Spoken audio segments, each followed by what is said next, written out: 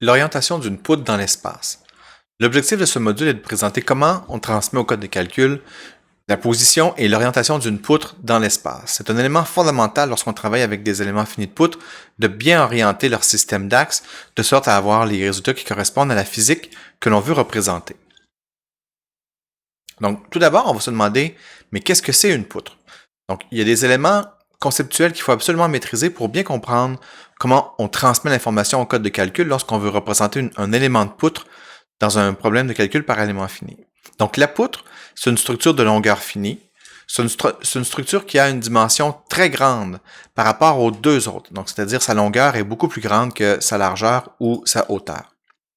Elle a une section de géométrie quelconque qui peut être variable selon l'axe de la poutre. Dans le cours ici, on va traiter que des poutres de section constante selon leur axe. La section de la poutre est perpendiculaire à l'axe de la poutre et pour représenter la géométrie de la poutre, des propriétés de section sont données à la section de la poutre dans un système d'axes qui lui est propre, ce qui permet de définir les comportements de la poutre. Donc encore une fois, comme pour les cadres à barreaux droits, l'élément de poutre aura un système d'axes local dans lequel on va définir sa section, son second moment de section, et ainsi de suite. Donc, on va représenter une poutre comme une ligne dans l'espace, mais en fait, c'est une structure 3D dont la géométrie, si on veut, est cristallisée dans des propriétés de section comme l'aire de section, le second moment de section, et ainsi de suite. Donc, si on regarde à notre élément fini de poutre, donc déjà sur la figure qui est ici, on a fixé certaines conventions.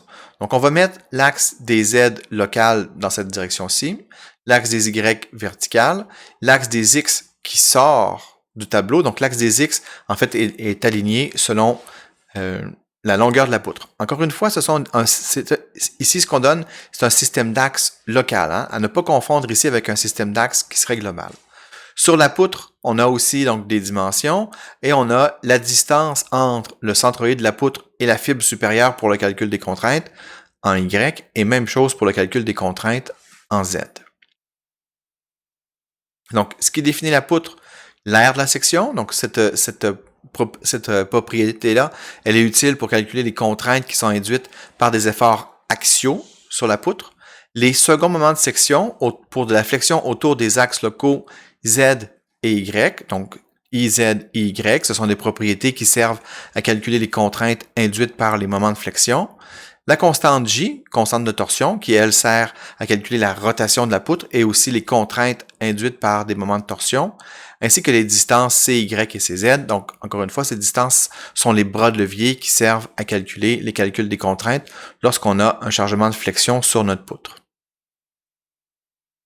Donc, qu'est-ce qu'on a comme effort sur une poutre? Donc, premièrement, la poutre peut reprendre des efforts de traction, de torsion et de flexion. Donc, dans l'élément fini de poutre, on retrouve tout ce qu'on a vu dans le cours de résistance des matériaux. Donc, les contraintes que la poutre va reprendre, donc, va prendre des contraintes sigma x. Donc, les contraintes sigma x viennent des efforts axiaux sur la poutre ainsi que de la flexion. Les contraintes de cisaillement, taux XY et taux XZ. Donc, ces contraintes peuvent venir de deux sources. Premièrement, de la torsion ou de la flexion ordinaire, c'est-à-dire que lorsqu'on a un effort tranchant, on va aussi avoir du cisaillement qui va se développer suite à l'application d'efforts tranchants sur la structure. En flexion pure, lorsqu'il n'y a pas d'effort tranchant, on va avoir que la contrainte sigma x est donnée par les formules que vous connaissez, MC sur I. Et si on a ici de la flexion dans deux plans, on aura le moment autour de Z, qui est ici, fois le bras de levier dans la direction des Y, divisé par IZ. Donc, ça me donne la contrainte sigma x qui est induite par un moment autour de Z. Et de la même manière, je vais avoir ici que la contrainte sigma x maximale, celle qui se trouve aux fibres extrêmes, va être donnée par MY CZ, donc le bras de levier dans la direction Z pour un moment autour de Y divisé par IY. Donc, encore une fois, avec tout ce genre d'hypothèses, il est raisonnable ou utile de représenter une poutre comme une ligne, tout en sachant que certaines propriétés sont affectées à sa section pour représenter le comportement de la structure. Donc, je rappelle, une poutre dans la réalité, c'est une structure 3D, mais pour les fins de calcul, on va la représenter comme une ligne, et pour représenter ses propriétés de section, on va affecter la géométrie ou la physique par le biais de grandeurs comme l'aire de la section ou le second moment de section ou la constante de torsion. Donc, comment transmettre à l'ordinateur toutes les informations pour l'aider à faire ses calculs lorsqu'on a des éléments finis de poutre? La planche ici, elle est très importante. Donc, je vous invite à porter une attention particulière à ce qui se passe sur la structure ici. Donc, première chose, imaginons qu'on a un système d'axe global qui, lui, est attaché à la structure.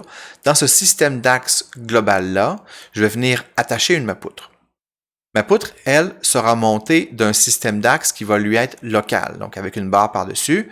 Et on va dire que l'axe des X est selon l'axe de la poutre, donc celui qui connecte les nœuds. Et on aura deux axes locaux, Y et Z, qui servent à définir les propriétés de section de la poutre. Regardez bien ici, mon axe X local de ma poutre que j'ai dessiné ici n'est pas forcément orienté selon l'axe X global de la structure. Donc, il y a une matrice de rotation là, qui nous permet de faire le passage entre X et X bar. Donc ici, ce qui est important de comprendre, c'est que le comportement de la poutre, les relations sur la poutre sont définies dans le repère local. Voyez-vous, ici, j'ai une petite barre par-dessus mes axes. Mais moi, ce qui m'intéresse dans mon problème, c'est de savoir comment ma poutre se déforme, quelles contraintes se déforment dans cette dernière, quelles contraintes se développent dans cette dernière, représentées dans le repère global. Donc ici, on doit être capable de transmettre au code de calcul la manière dont la poutre est orientée dans l'espace, c'est-à-dire quel angle font les axes du repère local de la poutre par rapport à ceux du repère global. Donc, la difficulté principale avec les poutres est reliée à leur orientation dans l'espace. Donc, pour transmettre l'information ou le comportement de la poutre, encore une fois, comme pour le cadre à barreaux droits, on va définir le comportement de la poutre une fois pour toutes, de manière générique, pour toutes les poutres qu'on peut imaginer dans un système d'axes local X, Y et Z. Et par la suite, comme on a fait pour le cadre à barreaux droits, on pourra exprimer une matrice de rigidité dans le repère local de la poutre et par les matrices de rotation, exprimer cette matrice de rigidité-là dans le repère global de la structure.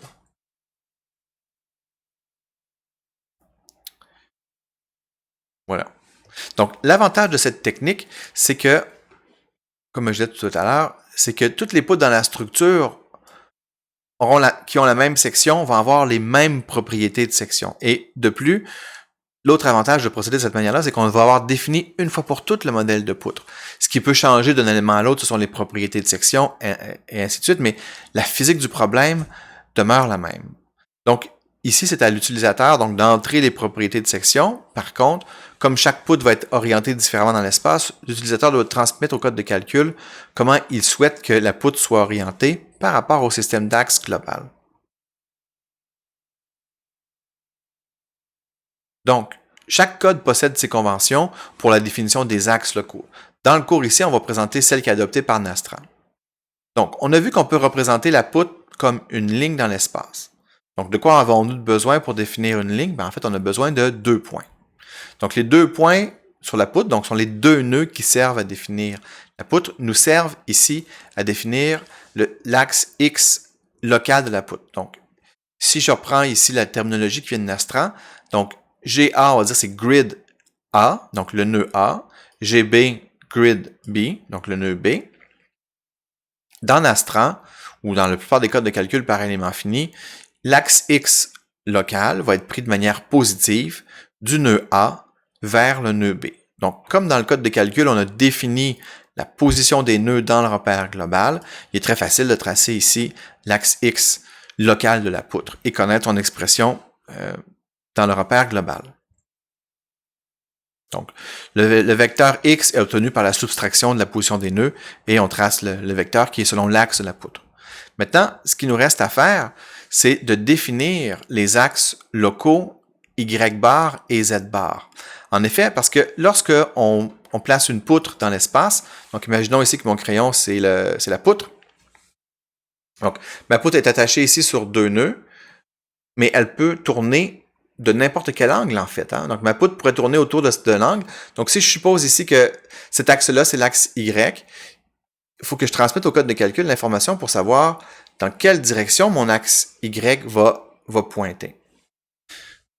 Parce qu'autrement, la poutre pourrait avoir un angle de rotation quelconque autour de l'axe X local, ce qui ferait en sorte que si on a une poutre de section qui n'est pas symétrique ou qui n'est pas symétrique, qui n'est pas identique, par exemple, si on n'a pas une poutre de section carrée ou poutre de section circulaire, si on la tourne de 90 degrés, on va avoir une résistance différente aux efforts appliqués sur cette dernière. Donc, ce qu'on se demande ici, c'est comment on va transmettre au code de calcul l'orientation de notre système d'axes, ici, Y et Z. Parce qu'une fois qu'on a fixé X, on sait que Y et Z sont perpendiculaires à X, mais ils pourraient être tournés de n'importe quel angle ici. Donc, on doit spécifier cette information-là au code de calcul. Donc, la façon de faire n'est pas unique. Plusieurs codes de calcul ont des manières différentes de fixer les coordonnées Y et Z locales par rapport au système d'axe global. Donc, avec Nastran, ce qui est retenu, c'est que l'utilisateur va fournir à Nastran un vecteur V.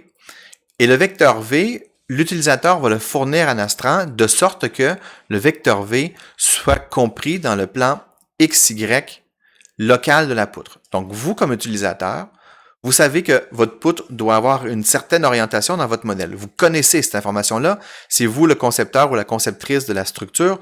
Vous savez que la poutre A, elle doit être orientée de telle manière. Donc, une fois que vous connaissez cette information-là, vous savez que son axe X est selon sa longueur et vous savez que son axe Y ou son axe Z est orienté d'une certaine manière que vous connaissez. Pour transmettre cette information-là au code de calcul, vous allez définir un vecteur qu'on va appeler le vecteur V et ce vecteur-là doit être compris dans le plan X, Y local.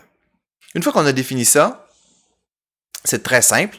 Il suffit de faire, le code de calcul fait le produit vectoriel entre X local et le vecteur V que vous avez entré.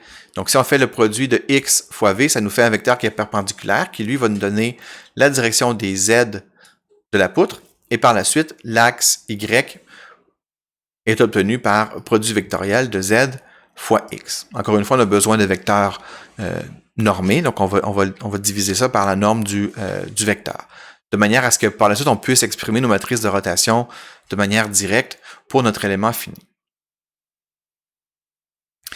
Ici, la difficulté de conception, c'est que jusqu'à maintenant, vous êtes habitué de travailler avec des poutres où la poutre est toujours orientée selon l'axe X. En fait, dans les problèmes qu'on vous a donnés dans vos cours de résistance des matériaux, on ne s'est jamais vraiment trop intéressé à une structure qui serait orientée ou qui serait tridimensionnelle. Les problèmes qu'on vous a donnés, c'est pour vous entraîner à résoudre un problème simple, direct, où on vous donne ici l'axe X de la poutre.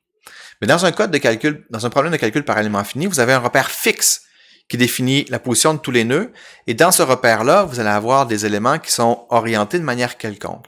Chaque élément a son système d'axe local qui, lui, pourrait être exprimé dans le repère global. Donc, c'est très important d'être en mesure de transmettre au code de calcul la manière dont la poutre est orientée dans l'espace. Finalement, le conseil qu'on peut vous donner, ou la pratique que les ingénieurs prennent en général, c'est que lorsqu'ils définissent des propriétés de section de poutre, ils vont donner les propriétés les plus grandes autour de l'axe Z local et les propriétés de moindre importance dans la direction des Y.